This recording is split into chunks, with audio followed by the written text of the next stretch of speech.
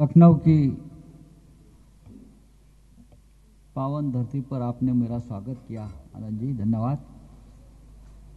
ये धरती हमारी भी है जितनी आप सभी की है,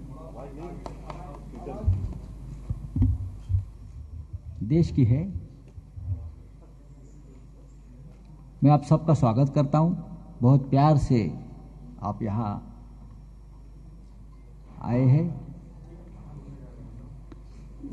मेरे साथ गौरी शंकर विधवा जी है, किसान रक्षा पार्टी के, अजय खन्ना भारतीय जन युवा पार्टी, ठाकुर अनिल सिंह हमारे राज्य प्रमुख जी, हमारे पवन मिश्रा जी भी है, गुलाब दुबे जी, आनंद दुबे जी, विक्रम प्रताप सिंह जी,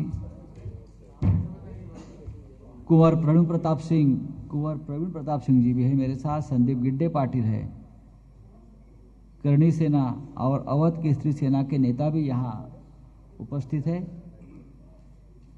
लखनऊ में हमारे उम्मीदवार गौरव वर्मा जी है। आपको सबको मैं बताना चाहता हूं, 5 राज्यों में चुनाव चल रहा है। उत्तर प्रदेश सबसे महत्वपूर्ण राज्य है। यहाँ के चुनाव और यहाँ के नतीजे देश की राजनीति की दिशा और दशा क्या होती है उसका निर्णय देती है। इसलिए पूरा देश उत्तर प्रदेश में क्या हो रहा है उस तरफ ध्यान देकर देख रहा है। मैं यहां आया हूं मेरे पार्टी के उम्मीदवारों के प्रचार के लिए। उत्तर प्रदेश बहुत बड़ा प्रदेश है, 400 से भी ज्यादा विधानसभा वाली ये देश की सबसे बड़ी विधानसभा है। यहां से प्रधानमंत्री जाते हैं। शिवसेना ने इस बार 50 या 60 प्रत्याशी मैदान में उतारे हैं। अब तक जितने भी चरण हुए हैं उसमें हमारे 20 उम्मीदवार लगभग है और आने वाले 5, 6 और 7वें चरणों में फेस में हमारे 30 उम्मीदवार खड़े रहेंगे। 400 विधानसभा वाली इस राज्य में 50-60 उम्मीदवार ये कोई बड़ी संख्या नहीं है, मुझे मालूम है। लेकिन ये सभी उम्मीदवार बहुत ही गंभीरता से लड़ेंगे। पार्टी का विस्तार करने के लिए हमारा कदम है। अब हमारी पूरी जो राज्य की कार्यकारिणी थी उनके साथ हम बैठे थे। हमारा किसी बड़े पार्टी के साथ अलायंस नहीं हुआ है, ये सही है। लेकिन जैसे मेरे साथ किसान रक्षा पार्टी के सर्वे सर्वा बैठे हैं विधवा जी, हम उनके साथ चुनाव लड़ रहे हैं। और भी छोटे छोटे दल हैं, करणी सेना है, अवध केसरी सेना है। हर एरिया में जिसकी ताकत है उनके साथ हम चुनाव लड़ने जा रहे हैं। लेकिन मैं आपको इस बार बताना चाहता हूं, विधानसभा चुनाव खत्म होने के बाद हम लोकसभा चुनाव की तैयारी में लगेंगे। उत्तर प्रदेश में हम 15 या 20 लोकसभा सीटों पर चुनाव लड़ने जा रहे हैं, उसकी तैयारी चल रही है। और हमारे पार्टी ने यह निर्णय लिया है, शिवसेना प्रमुख उद्धव ठाकरे जी ने निर्णय लिया है, महाराष्ट्र के बाहर हम इस बार 100 के आसपास सीट पर लोकसभा चुनाव लड़ेंगे। महाराष्ट्र के बाहर पहली बार हमने लोकसभा में खाता भी खोल दिया है। दादरा नगर हवेली का चुनाव हो गया, जो केंद्र शासित प्रदेश है, गुजरात से सटा हुआ प्रदेश है, बीजेपी का गढ़ माना जाता था। इस बार वो लोकसभा सीट शिवसेना ने भारी बहुमत से, भारी मतों से जीत ली है। और हम दक्षिण गुजरात की तरफ आगे जाकर चुनाव लड़ने का हमारा प्रयत्न चल रहा है। पूरे देश में चुनाव लड़ेंगे, लेकिन शुरुआत उत्तर प्रदेश से होगी। उत्तर प्रदेश का माहौल आप सब जानते हो। कल ओवैसी साहब पर भी हमला हुआ, हमने निंदा की है। यहां कानून के बारे में बड़ी बड़ी बातें की जाती हैं, कानून व्यवस्था के बारे में बोला जाता है, माफिया राज खत्म हो गया इस राज्य में, इस प्रकार की बातें की गई। अच्छी बात है, हम मुख्यमंत्री जी का आदर करते हैं, बाबा जी हमारे भी हैं, लेकिन उसके बावजूद देश के एक प्रमुख राजनीतिक दल के नेता यहां आते हैं और उसके ऊपर 5 राउंड गोली चलाई जाती है। उसका मतलब क्या है? इस राज्य में, इस प्रदेश में और देश में बहुत से प्रश्न हैं। किसानों के प्रश्न हैं सबसे ज्यादा। सबसे बड़ा किसान आंदोलन उत्तर प्रदेश के किसानों ने किया है, इसलिए हमारे साथ किसान रक्षा पार्टी के नेता बैठे हैं। तो हम चुनाव लड़ेंगे और ये चुनाव 2024 का परिवर्तन का बहुत महत्वपूर्ण कदम होगा। जो भी नतीजे आएंगे वो 2024 को की लोकसभा को प्रभावित करेंगे। एक चीज बताइए, आपने कहा कि सिर्फ 50-60 जगह आप लोग चुनाव लड़ रहे हैं, वहां गंभीर प्रत्याशी मिले हैं। क्या 350 जगह आप तक कोई भी प्रत्याशी गंभीर नहीं है? मैं आपको बताना चाहता हूं कि हम 100 तक चले गए थे, लेकिन हमारे प्रत्याशियों के फॉर्म रद्द कर दिए। मैं आपको बताना चाहता हूं, डिबाई भगवान शर्मा गुड्डू पंडित एक्स एमएलए जो हमारे प्रत्याशी थे, उसके नामांकन में क्या कमी है किसी को पता ही नहीं चला, अंत तक बताया नहीं गया। पहले कहा गया कि 10 प्रस्तावक नहीं है, और जब बताया गया कि प्रस्तावक है, फिर भी उसका फॉर्म रद्द कर दिया है। नोएडा राजकुमार अग्रवाल नामांकन परफेक्ट, उसके बावजूद रद्द किया गया। मैं आपको बताना चाहता हूं कहां गया हमारा। आप बताइए क्या हुआ है, आप बताइए किस तरह से हमारे नामांकन रद्द कर गए हैं। ये जो चुनाव की जो पूरी प्रक्रिया है वहां दीजिए आप जरा 2-4। सरकार के ऊपर है, चुनाव आयोग सरकार की गुलामी कर रहा है यहाँ।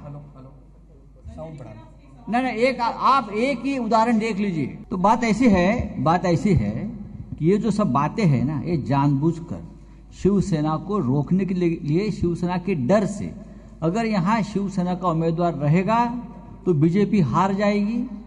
लोग शिवसेना के उम्मीदवार को समर्थन दे रहे थे, तो हमारे उम्मीदवारों के नामांकन रद्द कर दिए। संजय जी, मेरा एक सवाल है आपसे कि आपका महाराष्ट्र में जो है राष्ट्रवादी कांग्रेस और कांग्रेस के साथ गठबंधन है, आप बीजेपी के साथ भी गठबंधन कर रहे हैं, तो आपको क्या महसूस होता है कि दोनों के साथ में कितना फर्क आपको लगता है? नहीं, बात देखिए, ये बात लखनऊ में करना ठीक नहीं है। ये बात अगर आप महाराष्ट्र में पूछे तो उसका जवाब देता मैं।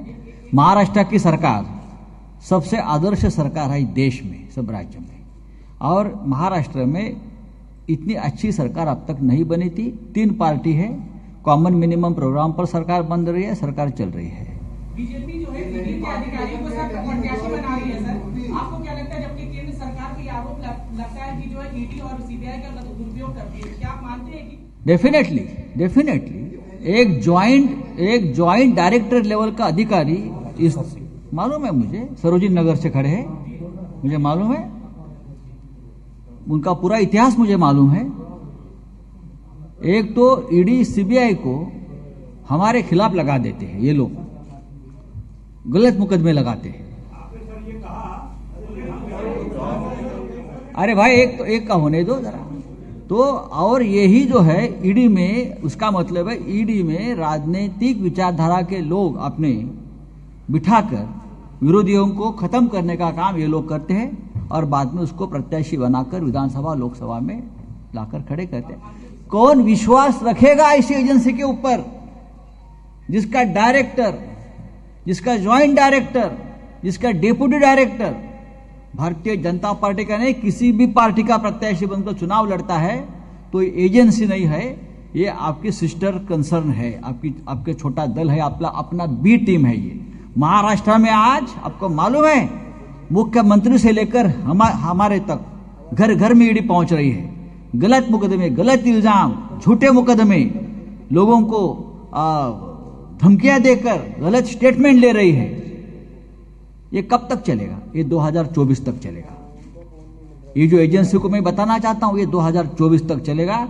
मेरे पास पूरी जानकारी है। मैं भी जल्दी ही महाराष्ट्र में सोमवार को प्रेस कॉन्फ्रेंस लेकर बहुत सी बातें सामने लाने वाला हूं, ठीक है। लेकिन उत्तर प्रदेश में सरोजिनी नगर में एक अधिकारी को आपने प्रत्याशी बनाया है, स्वागत है।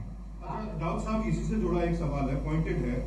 ईडी ने अभी कुछ डेट्स डाली जिसमें कुछ डॉक्यूमेंट्स बरामद किए और वो मामला था बीएमसी की तरफ से फील्ड कोविड अस्पताल चलाने को लेकर एक ठेका था। बीजेपी का सीधा आरोप है कि 32 करोड़ का ठेका था और जिस शख्स को दिया गया था सुजीत पाटकर, जी हाँ, नहीं बताइए, प्रूव कर लीजिए कोई किसी का बिजनेस पार्टनर। देखो ये हवा में बातें करते हैं, ये परसेप्शन बनाने की कोशिश करते हैं। उनके पास बदनामी का बहुत बड़ी मशीन है बदनाम करने की। देखा, कोविड सेंटर पूरे देश में चले हैं ना, यूपी में चले हैं, मध्य प्रदेश में चले हैं, दिल्ली में चले हैं। तो ये जो व्यक्ति है, एक व्यक्ति को टारगेट करने के लिए पूरा माहौल बना देते। शिवसेना शिवसेना शिवसेना। मेरा कोई पार्टनर नहीं है। मैं कभी किसी बिजनेस, मैं तो एक पत्रकार हूं, मेरी फैमिली बिजनेस में नहीं है ज्यादा। कभी बच्चे अगर कोई काम करते हैं मेरे नेक्स्ट जनरेशन, तो आप मेरे पर क्यों उंगली उठा रहे हो? ये बहुत ही गंदी राजनीति है। इस देश में कभी बच्चों तक राजनीति नहीं गई थी। आपको पॉलिटिकल वॉर करना है तो सीधे हमसे करो, हमसे टकराओ। ये बदनामी का षड्यंत्र, ये बिलो द बेल्ट, ये गोलियां चलाना, ये सीबीआई ईडी को भेजना, ये नामर्दानगी है और बेईमानी है देश के साथ।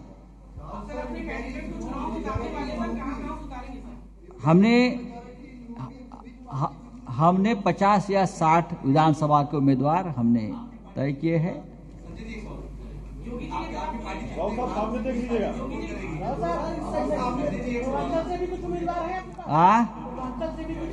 हम हमारे 5वें, 6ठे और 7वें चरणों में हमारे उम्मीदवार है और रहेंगे।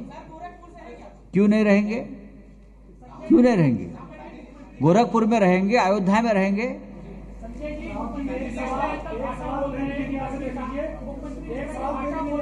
अरे एक सवाल पूछो। योगी आदित्यनाथ। मैं कुछ नहीं कहूंगा। जनता सब कुछ देखती है, जनता सब कुछ सुनती है। बहुत ही नैतिकता का भजन करने वाली पार्टी है ये। जीतने के बाद किस पार्टी को हम सपोर्ट करेंगे?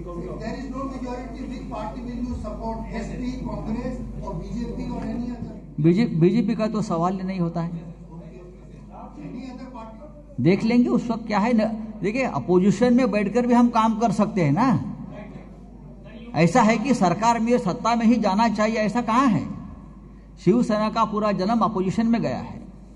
हम लड़ते रहेंगे, बोलते रहेंगे, काम करते रहेंगे, वो भी बड़ा काम है।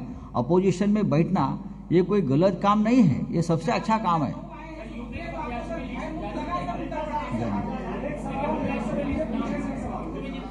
देखिए, उत्तर प्रदेश भयमुक्त है क्या नहीं, ये अभी ओबीसी साहब कल बता रहे थे। दिन दहाड़े 4 गोली, दिन दहाड़े उनके गाड़ी के ऊपर 4-5 गोलियां चली। हमारे ओबीसी जी के साथ जरूर मतभेद है। हम हमेशा एक दूसरे के साथ झगड़ते हैं, लड़ते हैं।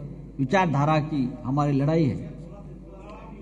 लेकिन किसी एक नेता पर इस प्रकार से गोली चलाना, ये कोई अच्छे कानून वाले राज का चरित्र नहीं है।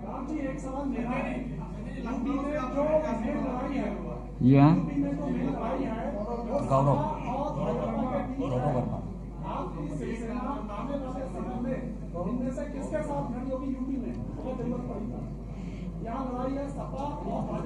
क्यों नहीं हम अपोजिशन में बैठेंगे ना। अपोजिशन में भी कुछ लोग चाहिए आवाज उठाने के लिए।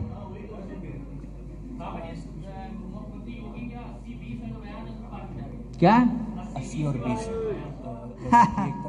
देखिए, राज्य के मुख्यमंत्री ने, प्रधानमंत्री ने इस प्रकार के बयान देने से बचना चाहिए।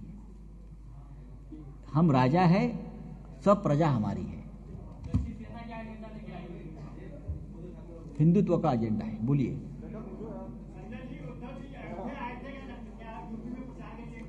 लोकसभा में आ जाएंगे, जरूर आ जाएंगे। चलिए, धन्यवाद। हर पार्टी को लगता है हर सीट जीते, हाँ, लेकिन इस बार उत्तर प्रदेश के विधानसभा में शिवसेना के विधायक रहेंगे, हमारे वाघ टाइगर रहेंगे। गौरव वर्मा जी है ना, ये क्या? हेलो, सभी प्रत्याशियों की सूची आपको दे दी जाएगी। एक प्रत्याशी गौरव वर्मा स्वयं यहाँ पर उपस्थित है। देखिए, गौरव वर्मा जी, आप इनको पहचानते हैं, आपके लोकल गौरव वर्मा है। और 3 हमारे फॉर्म रिजेक्ट हुए हैं, जैसा सर ने बताया। लखनऊ से ही रिजेक्ट हुए हमारे फॉर्म, उसके लिए हमने रिजेक्ट करवा दिए हैं, रिजेक्ट करवा दिए।